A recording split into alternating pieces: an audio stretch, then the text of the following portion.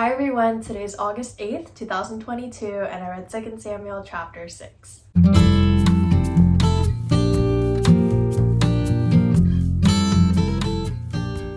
The ark being moved to Jerusalem and David almost having an argument with his wife were the two biggest topics of today's chapter.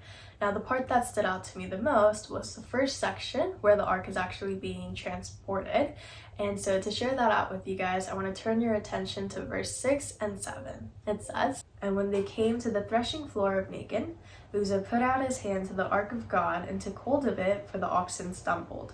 And the anger of the Lord was kindled against Uzzah, and God struck him down there because of his error, and he died there beside the ark of God." So basically what happened was Uzzah and Ahiah, both sons of Abinadab, were driving this cart that had the ark of God on top of it.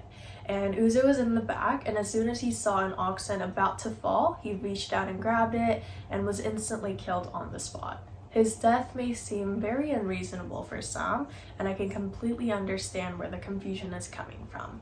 But when we actually think about it, there's quite a lot that we can learn from this one situation.